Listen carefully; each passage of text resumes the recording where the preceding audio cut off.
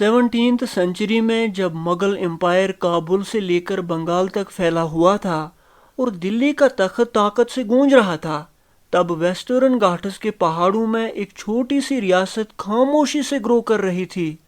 न बड़े लश्करों के साथ, न शाही टाइटलों के साथ, बल्कि दिलों में जलती हुई आग के साथ और जहनों में बसे एक ख्वाब के साथ।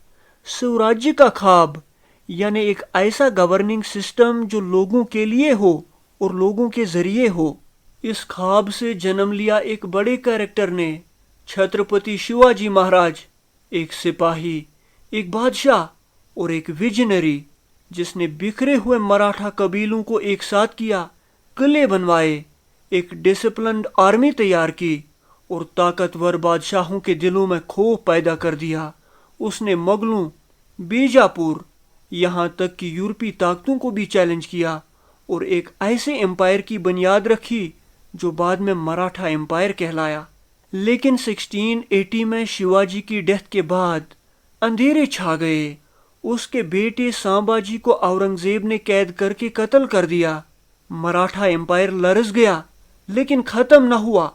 इस झटके के बाद मराठा एम्पायर से बादशाह ही नहीं बल्कि एडमिनिस्ट्रेटर्स, डिप्लोमेट्स और ब्रिलियंट आर्मी माइंड्स खड़े हुए।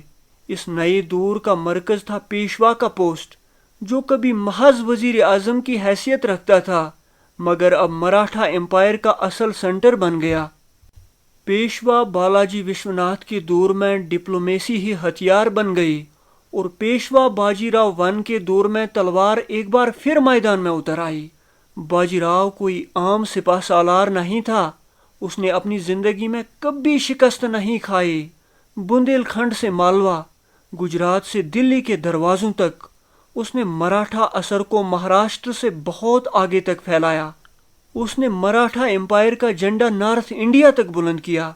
पेशवाओं ने मराठा एम्पायर को एक कन्फेडरेसी में बदल दिया जिसमें शिंदे, होलकर, गायकवाड़ और भोंसले जैसे ताकतवर खानदान शामिल थे जो पूरे इंडिया में हुकूमत और छापाजनी करते थे। 18th सेंचुरी के मिडल तक मराठे इंडिया की सबसे बड़ी ताकत बन चुके थे। दिल्ली उनके इन्फ्लुएंस में आ चुकी थी। मुगल बादशाह महज एक पपेट था। मराठा एम्पायर तमिलनाडु से खैबर तक फैल चुकी थी। फिर आया 1761 जनवरी की एक सरद सुबह, थर्ड बैटल ऑफ पानीपत। मराठे अपनी ताकत की पीक पर नॉर्थ इंडिया की तरफ बढ़े ताकि एक नए खतरे का सामना करें। अहमद शाह अब्दाली, अफगान बादशाह, जो जुल्म और बर्बरियत के साथ अटैक कर रहा था। पेशवा बालाजी बाजीराव के बेटे सदाशिव राव भाव के अंडर मराठों ने एक बड़ी फौज मैदान में उतारी, 1 लाख से ज्यादा सिपाही। लेकिन जो कुछ हुआ वो सिर्फ एक शिकस्त नहीं थी, वो एक होलनाक कत्लेआम था। मराठों ने बेमिसाल बहादुरी दिखाई लेकिन उन्हें इंपॉर्टेंट अलायंसेस, सप्लाईज और लोकल सपोर्ट की शदीद कमी थी। एक ही दिन में हजारों जानें चली गई। विश्वास राव और इब्राहिम खान गाडी जैसे जांबाज मैदान में शहीद हो गए। नॉर्थ इंडिया में मराठा इन्फ्लुएंस का ख्वाब बिखर कर रह गया। ये शाख पेशवा बालाजी बाजीराव बर्दाश्त न कर सका और उसका दिल जवाब दे जाता है। लेकिन शिकस्त की राख से एक नौजवान फ्लेम उठता है, माधवराव। माधवराव बालाजी बाजीराव का बेटा एक ब्रोकन एम्पायर का चार्ज संभालता है। अपनी उम्र से बढ़कर कैरेज और विजडम के साथ वो मराठा ताकत को दोबारा जिंदा करता है, खोए हुए इलाके वापस लेता है और मराठे एक बार फिर वो ताकत बन जाते हैं जिसे अंग्रेज इग्नोर नहीं कर सकते थे। लेकिन तकदीर के और इरादे थे। माधवराव की छोटी उम्र में डेथ के बाद मराठा एम्पायर साजिश, लालच और जंग के तूफानों में दाखिल हो जाता है। माधवराव के बाद ताकत के भूखे फोर्सेस में लड़ाई शुरू होती है। इसका भाई नारायण राव पेशवा बनता है लेकिन जल्द ही कत्ल कर दिया जाता है। इसका चचा रघुनाथ राव तख्त पर कब्जा चाहता है और इस ख्वाहिश को मुकम्मल करने के लिए वो अनएक्सपेक्टेड कदम उठाता है, यानी अंग्रेजों को दावत देता है اور 1775 میں ان کے ساتھ ٹریٹی آف سورت سائن کی، جس کے مطابق رگھوناتھ راؤ نے سلہٹ اور بسائن کے علاقے انگریزوں کو دیے اور اس کے بدلے 2500 سولجرز انگریزوں نے رگھوناتھ راؤ کو دیے۔ اب رگھوناتھ راؤ کے ساتھ برٹش فوجیں مارچ کر رہی تھی، لیکن جو پارٹنرشپ ایک چالاک ٹریٹی لگتی تھی وہ دھوکے کا سامان بن جاتی ہے۔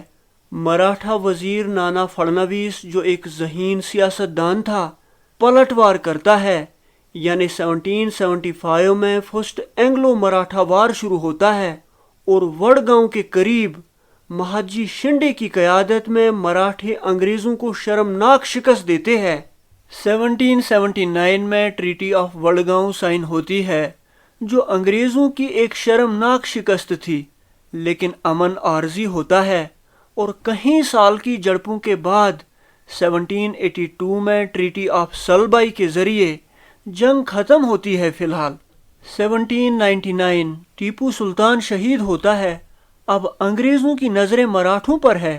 انڈیا کی آخری بڑی لوکل پاور مراٹھا کنفیڈریسی مضبوط ہے مگر ڈیوائیڈڈ۔ پونے میں پیشوا، انڈور میں ہولکر، گوالیار میں شنڈے، ناگپور میں بھونسلے اور بروڑا میں گائیکواڑ۔ رگھوناتھ راؤ کا بیٹا باجی راؤ سیکنڈ پیشوا بنتا ہے، لیکن وہ کمزور ہے اور جلد ہی ہولکر آرمی سے شکست کھاتا ہے۔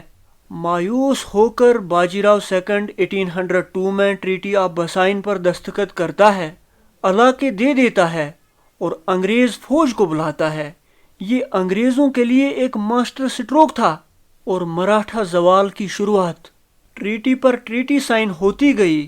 دیو گاؤں، سرجی انجی گاؤں، راج گھاٹ اور ہر ٹریٹی کے بعد مراٹھا امپائر کے مزید علاقے انگریزوں کے ہاتھ چلے جاتے۔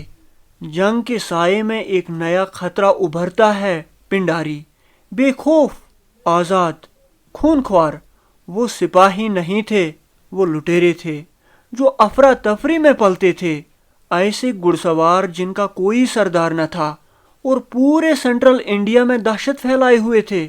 لیکن 1818 تک لارڈ ہیسٹنگز خود پنڈاریز کے خاتمے کے لیے مہم کی قیادت کرتا ہے۔ جنگلات جلتے ہیں، ان کے سردار مٹتے ہیں۔ چٹو ایک شیر کا شکار ہو جاتا ہے، واصل خودکشی کر لیتا ہے، کریم خان جلاوطنی میں گم ہو جاتا ہے، یعنی پنڈاریوں کا چیپٹر کلوز ہو جاتا ہے۔ اب صرف ایک چیز باقی ہے، انڈیا کے لیے آخری جنگ، یعنی تھرڈ اینگلو مراٹھا وار 1817 اور 1818 AD کے بیچ میں مراٹھے آخری بار اٹھتے ہیں۔ باجی راؤ سیکنڈ، ہولکر، بھونسلے عزت اور وقار کو بحال کرنے کے لیے، لیکن انگریز تیار ہے۔ بے رحم، یونائٹڈ۔ دولت راؤ شنڈے ڈپلومیٹک طور پر پیچھے ہٹ جاتا ہے، باقیوں کو رون دیا جاتا ہے، جنگ ختم ہو جاتی ہے۔ کبھی طاقتور مراٹھا امپائر اب تاریخ کا حصہ بن چکی ہے۔ باجی راؤ سیکنڈ کو بتھور میں پینشن پر بھیج دیا جاتا ہے اور اس کا منہ بولا بیٹا نانا صاحب 1857 میں خون کے ساتھ واپس لوٹے گا۔ ٹریٹی آف منڈاسور اور گوالیار کے بعد مراٹھا طاقت مکمل طور پر انگریزوں کے ہاتھ میں آ جاتی ہے۔ انڈیا کی سب سے بڑی لوکل سلطنت گر چکی تھی۔ کیوں؟ مراٹھا ایڈمنسٹریشن میں کنفلکٹس، برٹش ڈپلومیسی اور آرمی ڈسپلن کو کم سمجھنا، کوئی کامن نیشنل ویژن نہ ہونا۔ برٹشرز صرف میدانی جنگ میں نہیں جیتے، بلکہ انہوں نے ہندوستانی حکمرانوں کے ذہنوں میں جیت حاصل کی، ٹریٹیز، الائنسز اور دھوکے کے ذریعے۔ مراٹھوں کا گر جانا صرف ایک خاندان کے خاتمے کی کہانی نہیں تھی، یہ برٹش ڈومیننس کے 200 سال کے آغاز کی گھنٹی تھی۔ لیکن ان کی ریزسٹنس، چاہے ناقص ہو، بہادر ہو یا المیہ، ہمیشہ ہندوستان کی آزادی کی جدوجہد میں گونجتی رہے گی۔ Thank you.